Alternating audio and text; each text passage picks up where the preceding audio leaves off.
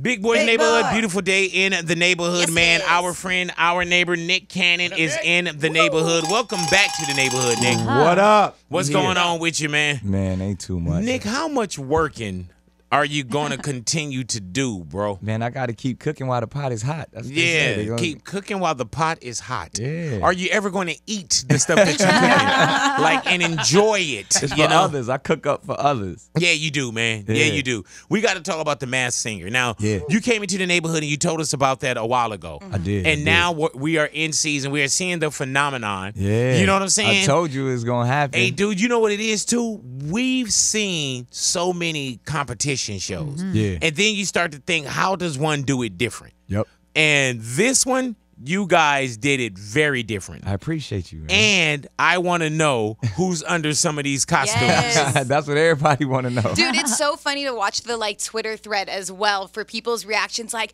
I need to know, or like some of the funniest things like you'll read, I'll just sit there and crack People up. are walking up to me in the middle of the street, old ladies and stuff like, who's the peacock? Yeah. Who's the rabbit?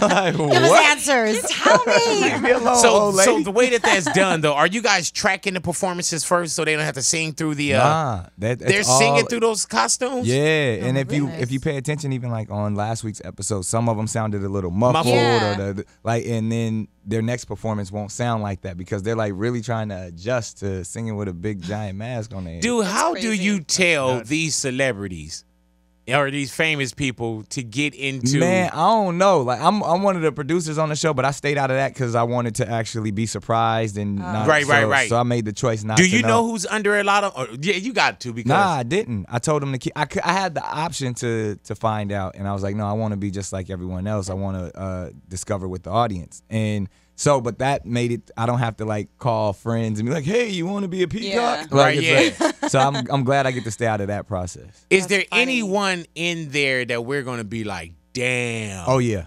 Absolutely. Because even Tommy Chong, I was like, Chong. Right, I was so surprised by that. He like 85 years old. Yeah, Like, but a good 85 because you're on that. You know what I mean? Yeah, he's smoking that good. Yeah. But no, it's pretty impressive because everyone is like a real celebrity. Like, it's not, I mean, no offense to anybody else or any other shows, but this is like, yo, they went and got A-list talent. And like they to don't be have in a to be damn there. costume. Right. Yeah. I don't know why they signed up for it, but It's it's the number one show, so we'll take it. Hell yeah. Damn, really? Congratulations Thank to you, you, man. man. Appreciate It's that. crazy to walk away from something and walk into something. There it is. It make it look like I know what I'm doing. Yeah, it does. You know what I'm saying? And I remember I you told do. my wife when you landed this, and now that we watch it as a family, my kids, they already know. Even with episode 1 and 2, we already know. Right. They keep watching the same episode over to where I'm like, baby, like it's not gonna change. It's something phenomenal, especially for young kids to see like costumes. There's this like Disneyland character type of thing where people like they get happy just watching the show because it's these elaborate costumes, it's good music, and it's for the family, like you said. Now, I know you've been getting hit about this too, Nick. All right. Your hair. Yo, they was killing me. It's Luckily, it's hilarious. not like that no more. I cut it You off. cut it down? Yeah. I heard cut that. it down a long. I knew something was gonna happen. we were filming our movie. Oh, so you was between this job, so I couldn't that job, have that like job. gangster cornrows and a suit on the Masked Singer. Right. So I was just like, and then the turban thing, which this week I got on the turban, so it'll be fine. Right. But I had to let them know, like, yo, my hair is still my hair, so I just let it all out. Natural, black power. Go ahead. Hello. Right there in prime time and number one. Yeah. How do you grab the judges that's on there? I mean, I had a relationship with all of them, obviously, but myself. I don't want to hear all that. I'm talking about like on the show. I'm not talking about you and Nicole Scherzinger. There you go. That's all this my stuff. good friend. Yes. Yes. Veronica Alexander's my good friend. Yeah, there you go. No, but go ahead. No, but obviously we knew everyone, and they're all A-list talent as well. Yeah. So we went and said, actually the coolest thing, like Ken Jeong, who's actually funny. a doctor, a comedian, does so many movies, all that stuff. His mother's favorite show in Korea is the Masked Singer. So Crazy. she was like, "You're finally famous." Yeah. She didn't know none of the other stuff that he did. Now she know his work. Yeah, You know what I'm saying? So she's super excited. So it's just stuff like that. Everybody had their own little connection because obviously the show was already a global hit. Did you think it was going to work here, though? Like how fickle we are as viewers? And I knew there was nothing like it on television, and I knew if it was working elsewhere as big as it was, to bring it here, like all we had to do is put our spin on it and not mess it up. But you know what? You do see certain things internationally. Like you'll see things that work in Korea, things that work in Asia. You know what I'm saying? Where it's like, oh, it's very colorful. Oh, they do costumes. And but like here, it's like but it's working. We're a little bougie. Yeah, so when we see we other people do silly stuff or stuff that we invented television. So to see someone else try to take it, we're gonna turn our nose up at it. But if it's a great idea, it's gonna tap in. So that's exactly what we did. How'd you get your baby to be so smart? Oh man, that video. That dude is a genius. Okay, talk to me. Is it on Instagram? It's on Instagram, and he's holding up like cute like cards, and it'll say like rabbit or bear, polar bear, gravity, like. Straight up is like reading the words and like playing with other stuff, like not even paying attention. Like this ain't nothing. Yeah, like I do this in my sleep. He speaks Mandarin too. Damn, how old is he? He'll be 2 in the end of February. And he reading like that? Yeah, man. He plays piano. You need to put that baby next to Louis. Help him out. He's an indigo baby. That's crazy. Yeah, I'm a Virgo myself, man. What does an indigo baby mean? You never heard of indigo? No, baby? I haven't. Indigo children. They're children whose spirits who have been in this universe on this realm before, and so you can see like they have references. He's not like wearing little suits and everything. Got a little briefcase. I'm going to work. Give him a compliment. But you see them indigo babies. They was like he was always like a little man. From the beginning. That's exactly what it is. Like I'm gonna show you a video, Big, where it's actually my daughter is actually like kind of doing the cards with him and all that stuff, and it's crazy how he go in and he just it's. But he's not the peacock or nothing like that. Okay. Hold on. Let me see. You gotta tap it, man.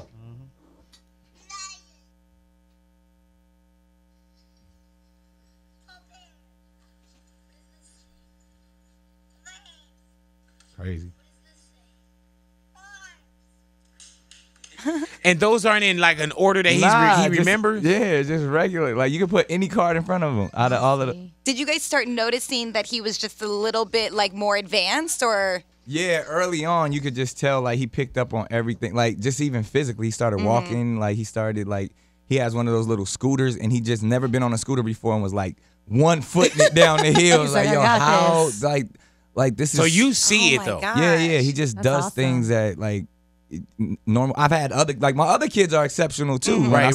You better give it for rock and roll. I was about to say something. But this little dude is way more advanced. So to see a kid at like 1 doing stuff that like 5-year-olds can't do is out of here. Now, are you managing him too? Yeah. You gotta get some of that incredible on his ass. You know what I'm saying? We getting that back. Will you have more kids, Nick? I want to. Really? I really do. I mean, 5 was always my number. So. Right. How many you have now? You have 3? 3. Okay. Need 2 you more. on your way? Yeah. Make it some twins in there. Yeah, and then another set of twins in your right. What you doing later? Shut up. Yeah, she's like, shut up, serious? No, shut up. Like, what time? Let's go. Yeah, but how do you select like who the mother will be? Man, I don't think about it like that because I'm not planning to have children, but it's like usually somebody I'm super close with, and you know I'm comfortable enough to be like, yo, she'd be an amazing mother. What kind of dad is Nick Cannon? I'm stern but fun. Right. You know what I mean? Like I think I gotta be, especially with rock and roll. I've always kind of. How old are they now? They're 7. Oh wow. So cute. Yeah. So is that like a fun age now?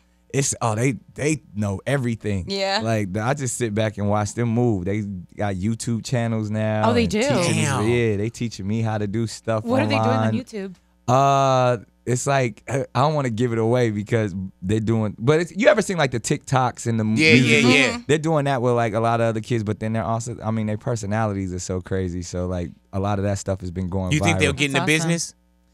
They're probably already like in the business. I mean, they work with their mom. They on tour. They got little songs that they perform in the Christmas show. Genetics, man. Yeah, they doing voiceovers in a lot of the animated projects. Taking all the jobs, huh? I mean, come on, the Cannons. We out here. The Cannons. How many jobs do you think you have right now with what's on TV? What's in the work?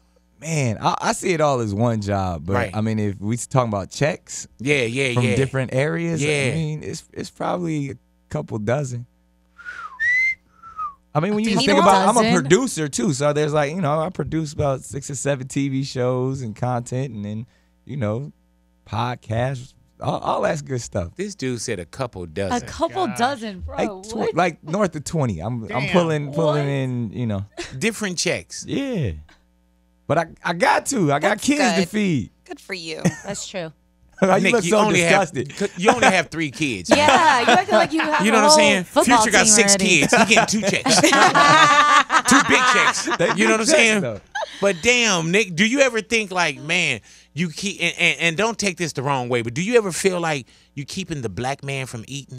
Nah, I'm keeping the white man from me. I'm not taking the black man's job. You going I'm after taking the that white job. man's job. And are you coming back for another season of Wildin' Out? Oh, absolutely. Yeah. You know what?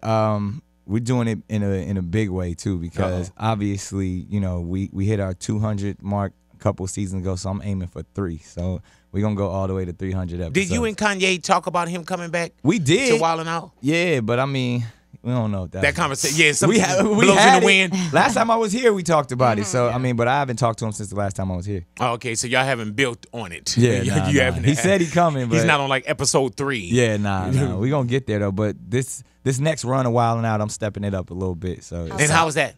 just because you know the tour has been taken off Right. anyway, Yeah, so we implementing that, and then I'm probably gonna end up doing my final season of Wildin' Out in Vegas.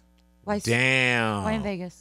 Because that's where it belongs. I end up doing a residency. You can go see Wildin' Out weekly. That's we already have the dope. sports bars and the comedy club, so I will have our Vegas location opened Okay. up there, and we'll do the show there, and people can go get the whole experience. I'm trying to build I Disneyland. like. There you go. That's what I'm saying. There's never been any other television show to create a brick and mortar place where you can visit other than like Disneyland or something like that. So we're the first franchisable hip hop sports bar out there, and then it's already attached to something that you've known for decades. So When Yeah, you we it's turned really it to- smart. When you first had the idea for Wildin' Out, did you envision that already from the jump? not as big as it is, but I always knew I wanted to provide opportunities for my friends, and I wanted to create a brand that was like a fixture in hip hop, like Def Jam and all of that. Yeah. So I that's remember telling you it wasn't gonna work. Did you? Oh my gosh! I was like, wait, hold What'd you say? on, what What is you this? I was like, Wildin' Out. now Like, Big and Rock then from the beginning. You was on what, season 2? probably you never brought me back either. How many took it seasons out of are we LA. in now? He's gonna take you to Vegas. Oh yeah, I can't get on the plane. I forgot about that. 13. 13 seasons. Yeah. Wow. Yep. And then we bought, I think I said, like, I'm going to take it to about 300. I'm going to gracefully Hey bow man, out. you have had so many people on there too, and Yeah. early on. Yeah. Early on, and I love how people continue to go back. Yeah, that's You what know? it is. I mean, it shows it's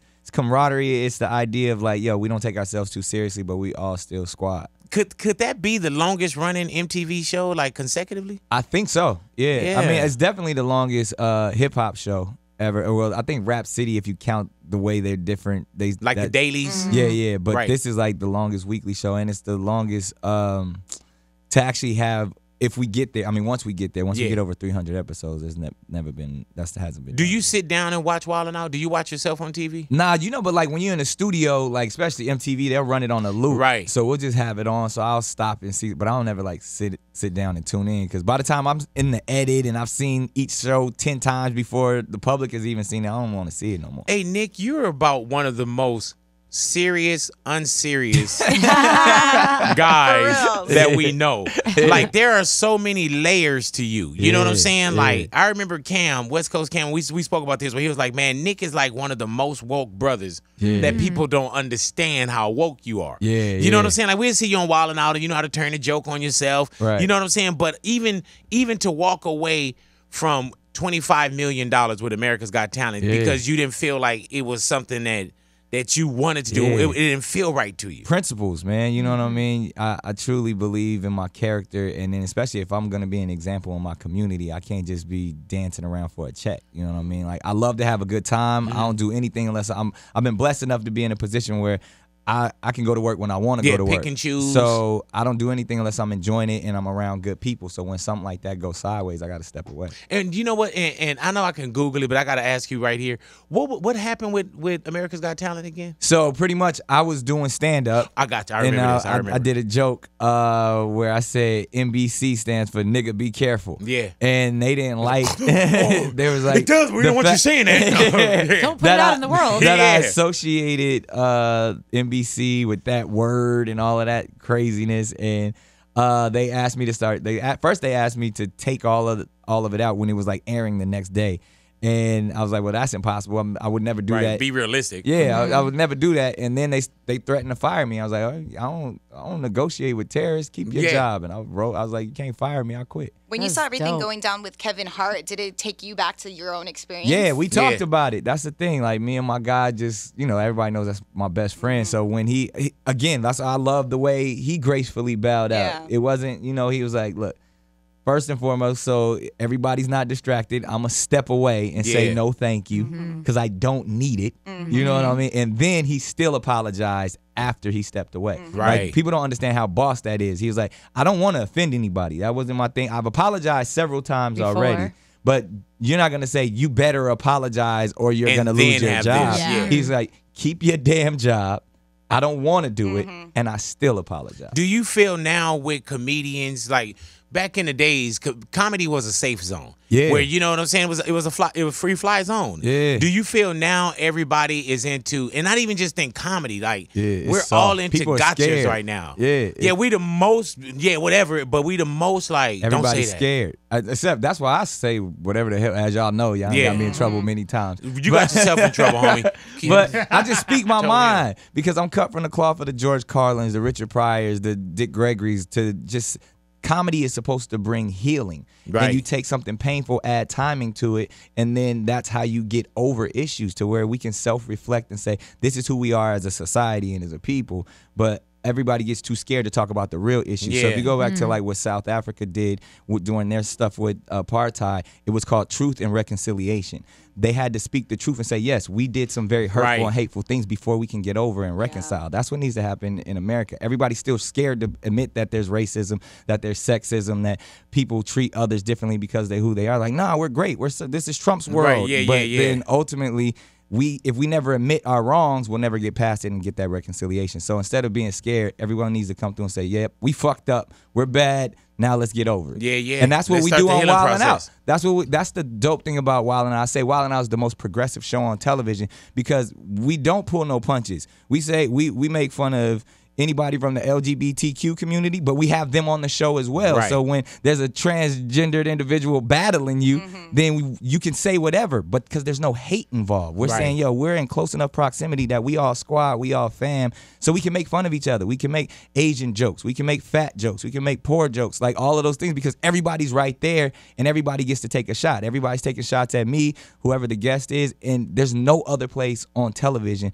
where you can do that with such a diverse group of people. The Masked Singer episodes are going down right now. You got yourself number one show on television. I was about to say that you got yourself another number one hit. A hit. You talked about that in the neighborhood the last time you came, and now we fast forward to a few months later, and here it is. We here going crazy too. Like it's the cultural phenomenon that I hoped it would be. You never thought at any moment like, damn, Big should be on this panel, like as one of the judges. Forget Robin. You know what? You would have been good. I put you in movies though, man. You a movie star. You ain't a TV guy. You're a movie star. Nick, no disrespect to you, but your TV show right now is bigger than some of your movies. Yeah, facts. All right? That's no disrespect. I'll take that. Okay, so why you didn't call me to be on the panel? Robin Thicke, I can understand. Yeah. Okay. Nicole Scherzinger, I can understand. Absolutely. Jenny McCarthy, I can understand. Yeah. Ken Jeong, I can understand. There. You couldn't just add me into that? Real talk. I think we might have even called you because what we do, if you notice this week, here we my go. man Mikkel gonna be on there as one of the guests. We get guests, celebrities, and I'm pretty sure we called you to see if you was busy. Look at his wording. Might have. I'm pretty sure. I think you don't sound too sure. You're and lying. when we go to the next show, you want to come like on? Liar. They're always looking for people to come on guest panels, guest panelists. All righty, Nick. Stop lying. I'm dead ass. Man. Between no, because this is Ice fun. Cube, all you guys offer me these fake ass jobs. No, we've done movies. Yeah. I You didn't called even like feed me on your movie 30 set. people. When people, I was like, yo, I need you to come down here only my friends came. Like and nobody else returned my phone call. For what? For the Masked Singer, when we were trying, because nobody knew what it was. I was like, yo, I'm doing this new show. I need you to come be a guest. Man, you definitely didn't call me. Only people who came through, Joe McHale, Keenan Thompson. So you don't even know who came through. Look, he's been over here lying. Keenan Thompson and JB Smooth. Right. Let's pull the phone. All my friends. You definitely didn't call me. I called everybody. No, you didn't. Nobody came down. I'm probably not your friend. I see what you're doing Nah, here. you're definitely my friend. Nah, man. You're definitely my I only friend. fuck with you because I need stuff from you. Facts. You know what I'm saying? Yeah. You got your black card on you? I do. Okay, 2 of them. cool. There it is. I know, braggadocious ass. Nick, I gotta ask you, man. R. Kelly. Okay. Can you separate the music from the person? We have to. Right. First of all, we don't know the person. I mean, the average individual doesn't. We allow the media to paint the picture of the person, who they are. So, and you know me. Did you see Surviving R. Kelly? I don't trust the media. I saw parts of it. I did. Yeah. I don't trust the media is based on.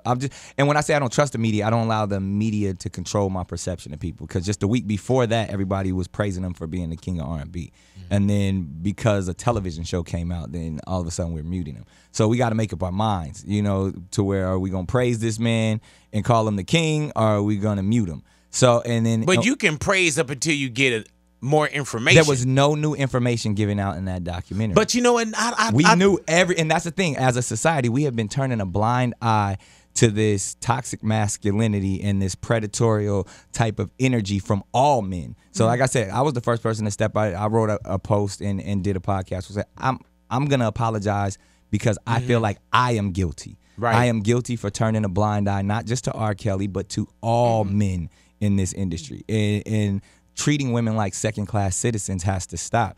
And because this paradigm shift is occurring, if there's some people who are going to get called to the table, let's all call them to the table. And let's not have this selective outrage. So that's why I called out a lot of other individuals whose lawyers, I remember that. whose lawyers start contacting me and was like, why your lawyers contacting me if it's not true? You know what I mean? Like, I'm not out here passing out rumors and stuff. I'm bringing up stuff that y'all forgot about because it's a different time. If we look at the age of the rock star, if you go back and look at some of these movies, they were doing such horrendous things to young girls, and it was praised. The groupies after the shows and what they're doing, and like I said, I actually was birthed up under that culture. So you think to look like, oh, after the show, we gonna go get as many girls as possible and do all this stuff. And then once you start putting all of the magnifying glasses on certain individuals, you got to put it on everybody else. So going back to Elvis liking 13-year-olds, you know what I mean? Jerry Lee Lewis marrying his 13-year-old cousin, and other people that I often bring up. And people were like, oh, well, we don't want to talk about that. Like, no, in the same situation as Kevin Hart got pulled from the Academy for old tweets. Yeah, because I pulled up some old tweets on some other people. So I was so happy when you did that. Yeah, so it's like we can't have selective outrage. So if we're going to call out R. Kelly, we got to start. You're going to have to throw the whole Spotify, Apple Music. You don't have to throw it all away because there's so many individuals on there that have done stuff for generations that they've never apologized for, that they never addressed. So it goes back to that truth and reconciliation. But I did watch the documentary, and man, great points is given. But there were some things in there that I didn't know. Really? Yeah, because I didn't even. And you feel, and again, never defending R. Kelly. Yeah, and I know that. But as someone who knows him personally, everything. If you're gonna do journalism, you got to play both sides. That was a very one-sided documentary. The show was called Surviving R. Kelly, like the nigga was a hurricane. You know what I mean? Which is fine if that's how you feel and you want to paint this picture of this monster. But dig deeper. Go do your job as journalists to show. And I like the fact that they touched on, you know, his own childhood and abuse that he dealt with. But again, I'm not a judgmental person, so all I can do is say, yo, I'm praying for all of those victims. I'm praying for him specifically because clearly there's something wrong, and we like to focus on creating monsters instead of focusing on these women who actually, the women who are truly affected by this and continue to be. And we got to stop empowering people to look the other way because that's really what's been happening. Man, I'll take it. I can leave it right there, too. There it is. You know what I'm saying? Yeah, because I'm definitely not trying to play tennis and get you in a twist or, no, I understand what you're saying 100%. And that's what I said. I stepped up, and the reason why I can be an ally and an advocate to groups like Time's Up and you know, whatever other women organizations that are going on to help these young girls, and we're just focusing on the one that is attached to a celebrity, but this type of stuff is going on all across the world in every corporate building that we know of. So I just want to be able to be one of those guys that say, I want to speak the truth. I'm guilty of a lot of this stuff when it comes to not giving women the respect that they should, whether it's in my music, in my art. And I want to change. I want to grow. But I need the male of this generation needs coaching, needs some education on how to deal with the woman. Because if you look at the past generations, like everything from giving girls drinks to get them to relax, that you can't do that. Yeah. You know what I mean? But that every movie has done that and taught us that. And every song talks about buying girls drinks and getting them twisted. So that culture has to change if we're gonna progress, because otherwise that's all we know is like, oh, I'm gonna give her a drink until she said no at first. I'm gonna keep pushing these drinks on her. Yeah. And now she like, that's illegal. And the reality is that females grow up very differently, because when you guys are getting those lessons, we're getting the lessons of be careful what you wear, watch your drink, don't take a drink that someone hasn't, that you didn't see them pour for you, hold your keys in your hand when you walk to your car in case someone attacks you and you could stab. Like, those were the lessons that we learned as females to protect ourselves. But yet young men aren't. We're not being taught. Being taught the other side of those lessons, and like consent. Yeah, exactly. And that's, I actually was working on a consent app for quite some time, so I did a lot of research in this space. And like, big with us being fathers of daughters. I was just about to bring that up. You know, it's tough, like, because I didn't have this outlook until I saw my daughter, and like, what world is she growing up in?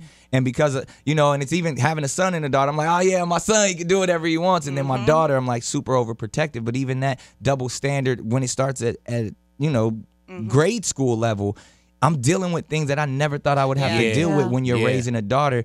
And it's just sad that women have been treated like second-class citizens, and this toxic masculinity is embedded in our culture in every way. Like, you can't get around it to where, and it's all the way to the White House. I mean, we see it. And then it's stuff like when you see how Trump has been maneuvering when he owned the pageant and all that stuff, and how there's actual footage of him like groping on pageant women. And we just overlooked all of that, but he's like out there on the golf course and walking into their dressing rooms when they're half naked and like bringing other businessmen in, like, hey, you like that? That's what you like. Like, but then also says things like, oh, I'm scared for our young men now, instead of saying I also am scared for our females. These things happen. Yeah, man. So I mean, again, like I said, the culture is shifting. I love what's going on based off of this paradigm shift of like women in power, and I believe they should continue to exercise their power, and we need to listen to every single woman's story, but let's also be truthful. And the more men that step up and say,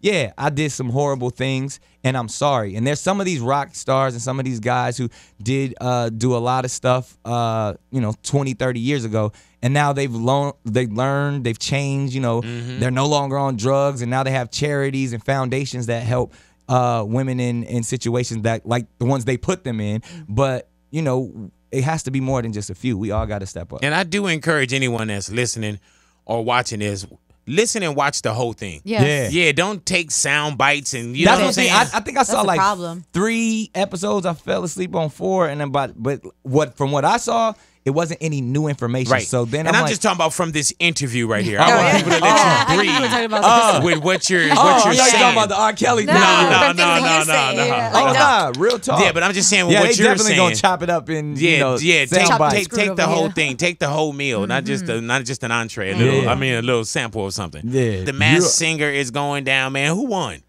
There's answers here. You almost got me, man. Yeah. Now you got to keep watching, man. It's exciting. Like, you're gonna see the winner is gonna shock the world. Oh, I can't wait. I have some guesses who I think is at least in one of them. Really? Yeah. I feel like you guys went behind Jenny's back and got Donnie. That would be fly though, right? Right. Be like, where you going? Oh, nowhere, hon. Nowhere. That's her husband. I'm gonna go for a run. So keep watching. You might be onto something. Man, but you guys say that all the time. I know. You know what I'm saying? And then there's some people that they'll call out, and you like, man, you really think they're into there? Like, stop it. Oh yeah, Like Barack Obama. Barack, welcome. Like, man, please. That's season 2. That's season 2. Man, have you ever met Barack Obama? You ever been to the White House? Yeah, several times. I mean, I was like 2007 we connected before like it was even a reality. Like, it was just the idea of people like, oh, you should run for president. I had did a couple of community activations with him, and then I became a surrogate for his campaign. And I went through that process of like, oh, this is just a hope and a dream. This is something fun to be like, yo, this is real. He can win. I remember being in South Carolina with them and like some like broken down motel, like campaigning, and like Michelle and Barack were like 3 rooms down, like, and we were just out there trying to get people. This was, you know, it wasn't even the actual election yet. This was like late the 2007. road. How Yeah. exciting. Amazing. So like to see that journey up close and personal was pretty dope. Be a And part of that he journey. always showed love. Like he would like, you know, from his BlackBerry hit me up. You know, while Need to he come was on the Wild 'N president. Out. Yeah, I told him. Need to come on. And then even Kick some rhymes. myself That'd be and Michelle Obama, our forever first lady. Hello. We always do stuff annually for the college students, and she puts this event on that she allows me to host each and every year. So I get to see her a couple of times a year too. And speaking so of college, cool, you man. still attending college. Yeah, man. And what are you going to school for, Nick Cannon? It's a double major, criminology / administration of justice. Why? Cause if I can't just sit here and talk about I'm gonna fix the criminal justice system if I don't really know the criminal justice system. A lot of celebrities get here and we want to, when something happens in the news, we want to speak on it. And I didn't want to be that guy no more. I was like, I want to understand the laws. I want to understand how these police think. I want to understand, you know, the systemic issues going on in our industrial prison complexes. Like, so I'm studying all of that. And then my minor is something called strategic legal and management in the School of Communication. So it's all in the legal realm. And I go to Howard University, so I'm on my African American studies real heavy too. So Going to Yeah, Howard. man. And you go back every week? every week, yeah. So, What's that experience like for you? I do all my homework on the airplane. Yeah. Like Getting there on the rushing, Procrastinator, last minute last minute like a mug. Man. But not it's fun. I mean, it keeps me in tune. You know what I mean? To be surrounded by all of the young students, but then at the same time, it gives me a different trajectory because I've done quite a bit in entertainment. But to me, I feel like my end game is really going to be able to sit back and teach and be a professor and write books, you know, about every aspect that I can. How did the other students treat you? Yeah. They use, like, That's when so I was a close to you. freshman, it was a big deal. I think everybody knows now. So it's like, you know, I kind of, they don't bother me. They be focused getting to class. And it's cold in D.C. Like, so do like, people ever hit Like, you up and ask you for stuff, though? at like, school? can they be on Wild 'N Out, or can Or you try to listen No, I get to mean, you you to get a pep little rally. bit of that, like in some of my, you know, in the School of C, which is like the communications, so like doing everything. People are always asking for jobs in radio. Oh, yeah. And TV shows. And there's platforms that I actually do. I allow the students with, you know, enough drive to come rock with me. So I got a lot of my Howard University interns on Wild 'N Out and my that's dope. podcasts and stuff like that. Nick Cannon's in the neighborhood, man. Yeah, Nick, yeah. I do have to ask you about Travis Scott Super Bowl. Yeah. Now you very righteous. You know what I'm saying? You speak out. You've walked away from a lot of things. Yeah. How do you feel about Travis Scott doing the Super Bowl? Travis Scott and Big Boy from Outkast doing the Super Bowl. Yeah, I mean, first of all, I think for the city of Atlanta, I wish they would have been able to put together a real tribute for what music has, like everything that's come out. Like if they Out of really Atlanta. wanted to pay respect. So when it comes to like Big Boy, I mean, I would have loved to see Andre. Outkast and Right, even JD. I knew he was trying to put some stuff together. But just the NFL has such a stigma on it right now because of Colin's situation and the idea of the $40 million slave. If you haven't read that book, check that out. But it's the concept of, you know, why aren't there any black owners? Why, you know, why are we allowed for these guys who get paid very well, and we don't want to take nothing away from them. I love the sport, but I can't sit there and continue to support something that's just going to turn a blind eye and not speak up to the. So the fact that Travis somehow, I'm hoping it's true. I mean, I'm sensing some spin. I always look for the spin, but I'm hoping that, you know, he does get them to donate to the right causes. Right, the 500,000. The 500,000, and you know, let's not get that. Let's not think that's all that's being exchanged there. He probably getting a bag too. But the fact that they can give $500,000 to, and hopefully he makes some type of statement with this, because I was kind of over the halftime shows when Justin Timberlake pulled Did Janet's that on titty out. and she took the took bad the rap. fall, and he Yeah. got the skate. Like that's when I knew something faulty was going on with the whole organization, because for us to again have that disrespect for a woman and as well as a black woman, and then for Justin to be able to just skate off, and not to bring that type of stuff up because now I know I'm gonna be getting, why you gotta hate on Justin? It's not that. It was more of the system of how we were allowed to demean one individual but not the other. So I've always kind of, since then, I never rock with the halftime I probably show. know the answer to this anyway, but if they did call you to do the Super Bowl, would you do it? Nah, I couldn't do that, especially today. You know what I mean? And that there's times where, I was employed to do, things with the Super Bowl, and even, obviously it wasn't where the climate is now, but even then I was still a little reluctant just because I'm like, man, this isn't, I feel used. I feel like I don't have the power, and I'm one of those people who's such a control freak that when I feel like somebody's bossing me because they feel like this event is bigger than me, I kind of step away. I heard that. Yeah. Have you ever had any conversation with Travis Scott? Have y'all? Yeah, but not a real conversation. That's what, to me, what I feel bad for, because a lot of times these young kids, and even myself included, we get in front of these mics and we say what we think we should say, opposed to how we truly feel. And you get asked a question about something like this, a topic like this, and you haven't researched it enough. Or, Travis has said some things in the media just, talking about some pretty serious issues, and you could just tell he just wasn't fully aware. But he wanted to sound intelligent, and he wanted to say the right things, and he didn't want to just follow protocol or say what, sound bites that he heard before, and we get caught in these situations because these mics turn on and we don't know the power of our voices, and we say something, and a lot of communities are hurt because of some of the things that we say. So I don't judge Travis for his decision of being a part of it or anything that he said in the past, because the few times I have been in his presence, a smart brother, and he chasing that bag right now, as he should, and sometimes a lot of those things get in the way of actually making those decisions based off of your spirit. Nick Cannon, what's your end game? Because it seemed like you working on something. We seeing you work over here,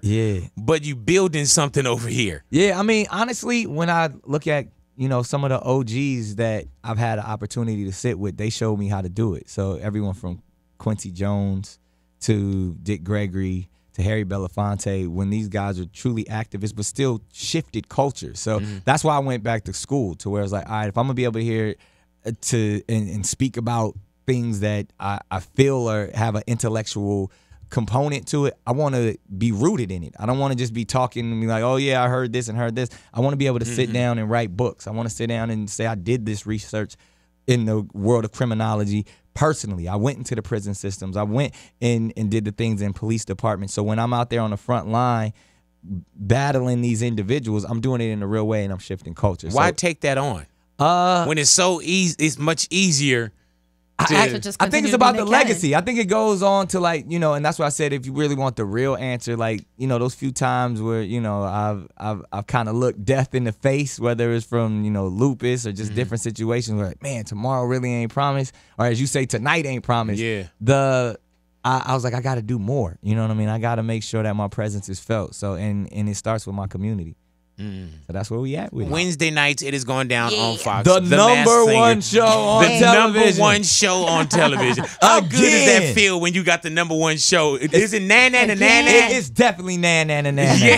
It definitely is. And I'll be taking them subliminal shots, like smacking the peacock on because the other network's mascot is the peacock. The subliminal diss. I'll be shooting them shots, big. Man. Nah, but it feels so good to, where people told me, a year and a half, 2 years ago, that I was making a horrible decision, and, jobs like that don't come around. And like people in my circle, people that was like, thought they were doing good by you too. Yeah, saying, man, how can you walk away from all of that? And I was like, yo, that show didn't make me. I'm going to go make another show. Damn. And that's what we did. And you made this one, though, as opposed to being a part of something.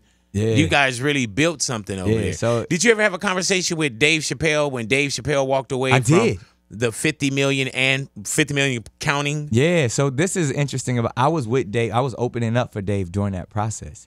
And I think I would have never walked away from NBC if I didn't watch that process and watch how strong he was. And this is I say this all the time, is like, Dave's 50 mil was a hypothetical 50 mil. It wasn't like they was writing him a 50 mil. He had to hit all of these marks. And even then he was like, nah, I'm good. And now Netflix gave him, 60 mil. Guaranteed. Yeah. So to even see that, like that hypothetical 50 and then to get a real 60 a few years later and being able to stand your ground and trust your character, I did the same thing. I didn't walk away from a hypothetical 25. Yeah.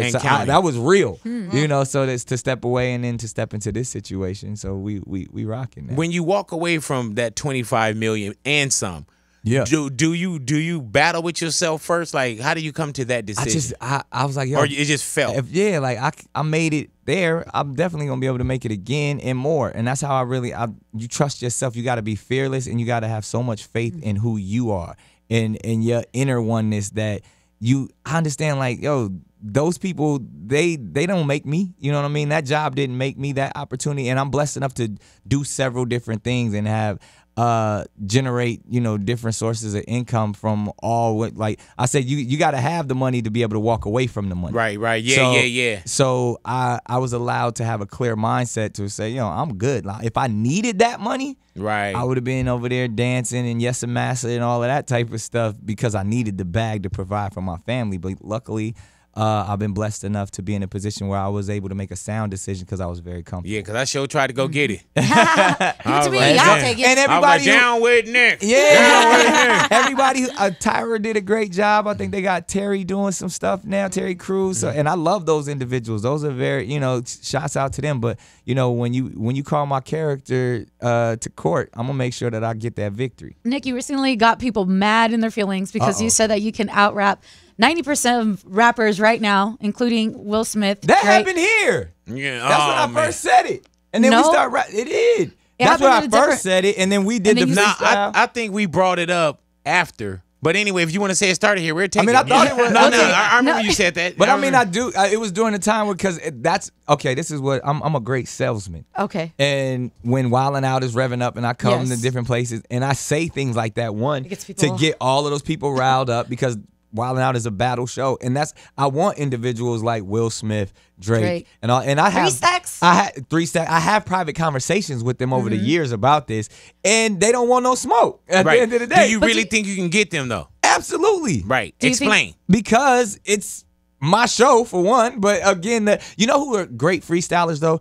Cats like Will Smith, like Ludacris, like Andre 3000. These are guys that they don't do it in public often, but I've seen them all freestyle, and we clearly know they're talented. But I do this every day. Right. So you're saying in freestyles? Yeah, that's all. I mean, yeah, that's all I was talking about. I was like, yo, hip hop fundamentals. One MC going back and forth against another MC. I'll take them out. That's and not only because I got the best battle rappers on my squad. So we in the dojo every day getting nice. Like and then the aspect of like, yo, I'm just too witty for this. This is what I do. Do you think a lot of people just underestimate your skills when it comes to this? I don't even think people are actually really paying attention. It's the media propaganda again. I built something up where I allow people to make fun of me as a musician. But I built that. I made that's like one of Prince's Jedi mind tricks. It's like, yo, I'm gonna let people make fun of me while I'm still selling you all this. I make every beat on Wildin' Out. I write half of those jokes that people are saying about me because they don't have nothing to say. So I'm like, say this about me, and then I'm gonna come back and I'm gonna say something like this. But I wrote my own lines when I win. Yeah, and that's why you got squashed. You crazy? I won. What are you talking about? But hell yeah. Like freestyling I can get down on too. You're a great freestyle. A lot of people. Even being in the form of radio, you got to be able to improv and be quick on your feet. So doing this every day is one of those things where it just builds up a different muscle. That's all I was saying. Like, if you notice, I never said like I could outsell them or I got better songs. And I said, yo, I could rap better than those dudes. And to me, it was really, I was shooting shots at Will Smith because that's like my big homie, loved him for life. But people honestly have never, that dude's freestyle game is crazy. He can just start rapping about anything and just go, but he doesn't get a chance to show people that anymore. Well, bring him in here then. First I got to bring him to my show. He might be the peacock. Yeah, he might be. Huh? Don't even say. He might be the peacock that you beat up on subliminally. Exactly. Nick, you got any new tattoos since the last time we saw you? Nah, not nothing new. I need to get one. I need to get Should we go face tats? No, don't go face tats. I got neck tats. That's fine. I guess. Do the networks trip off of you with? At this level, I think I can do whatever I want to do. Yeah. Really? You know what I mean? But I don't do anything stupid. Because even like when we did, our movie that She Ball that'll be out soon, I didn't have the neck tattoo and I had to do some reshoots and they had to cover it up. And that process was... It's a mess, huh? Yeah, so I don't think I'm going to get anything more above the neck because just I don't want to have to do that. And What's on your neck? It says lonesome. For Oh, so lonely. Why lonesome? See, this is to get that exactly. to get that reaction. Yeah, so man.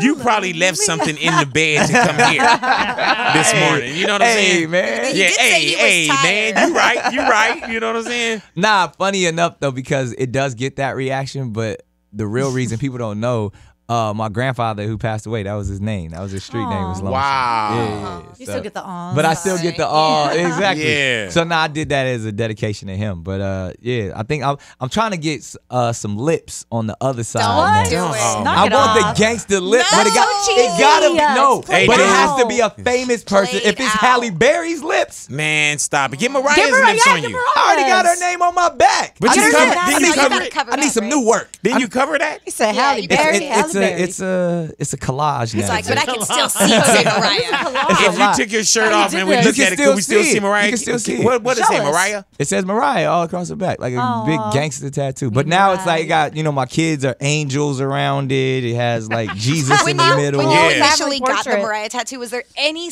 like, just even a second where you said, maybe I shouldn't do this? Nah, look, we still talking about it to this day. Like Right. that's how It was amazing monumental, it was. okay? It was, yeah, like it, and to make that union what it was, like obviously I couldn't buy her anything that she couldn't buy herself. Right, so I was right. like, yo, I'm gonna brand my entire back to show the world how much I That love is you, true. and it worked. That is true. Yeah, it did. Yeah. Yeah, you cute. went And I got it. Mariah tattooed my name on her back. That's No, in she the didn't. tramp stamp area. Yeah. She Stop still it. got a tramp stamp There that you say go. well, how It's Canon on It it. had to be another way to say that, bro. It could No, have but been like, I'm saying that's what Yeah. they call it. yeah, And they that's do. like the They do. full-on It is. diss No for offense. every other guy. See, after. now we Yeah. going back to this toxic masculinity. I'm Yeah. trying to get away from this. bring it back. See what you do? You brought me back into We didn't this. even just ask you talking about I'm that. sorry, tattoos. women. I'm sorry. We didn't even I ask love you my that. baby You did mama. that. You know what I'm saying? We didn't even ask you I that. need say help. that. Clearly, I'm trying Yeah. to tell You're y'all. recovering. You see how quickly y'all had me just You see how relapse? quickly you went there? Yeah. It's ridiculous. I probably have to take this out the show.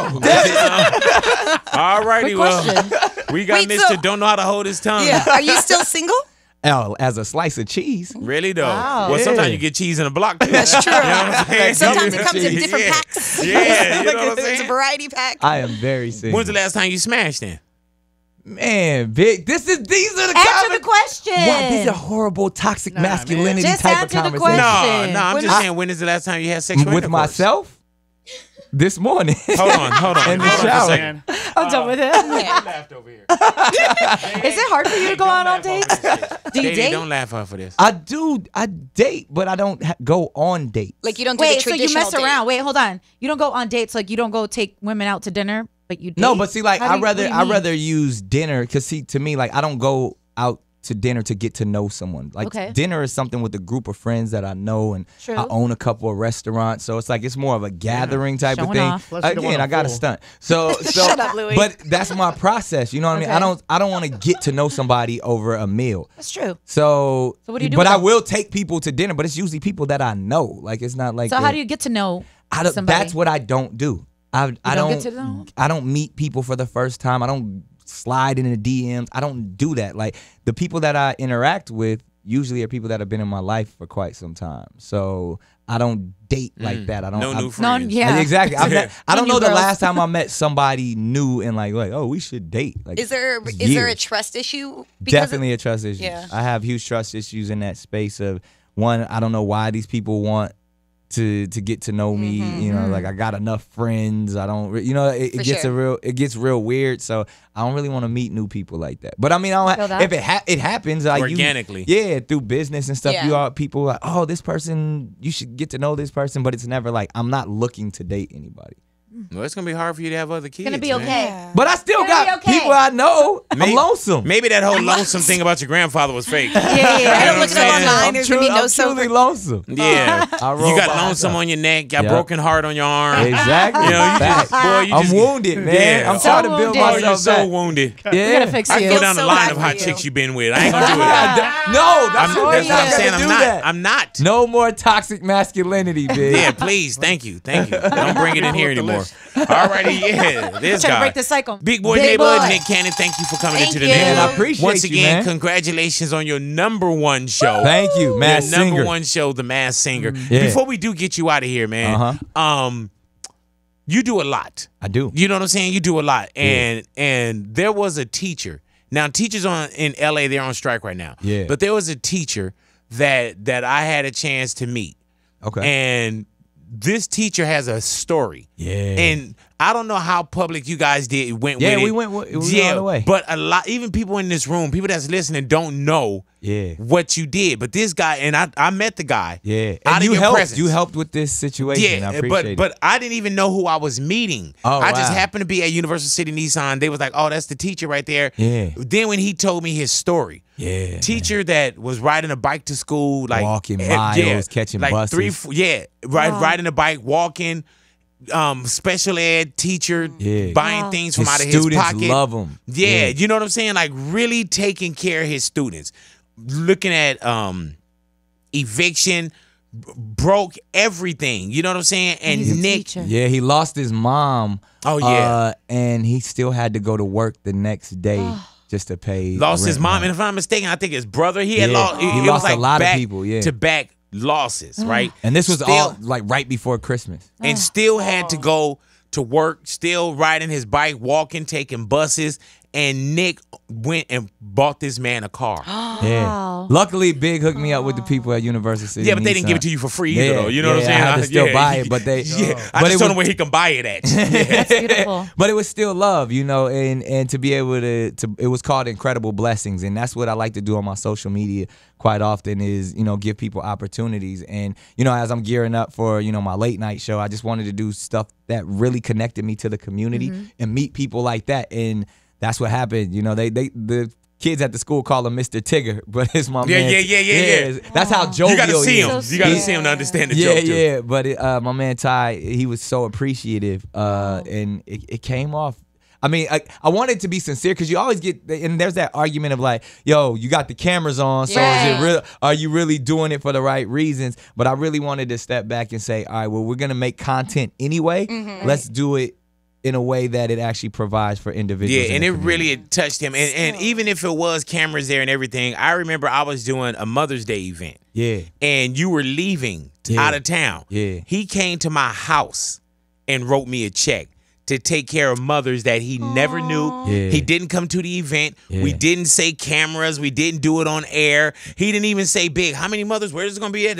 He just knew what it was, cut the check, and bounced. Yeah. You know what I'm saying? So whatever you do on camera, Yeah. it's still the same feeling that the person is getting. Facts. You know what I'm saying? And then I know so many things that you do. Too much away. is given, much is required. Now I was taught that as a young kid, and now that, you know, I've been blessed to be a blessing, I got to keep giving. Man, all righty, Nick. Well, thank you for coming into the neighborhood, Appreciate ladies and gentlemen. you. Nick Cannon in the neighborhood, Big Boy's Big neighborhood. Boy.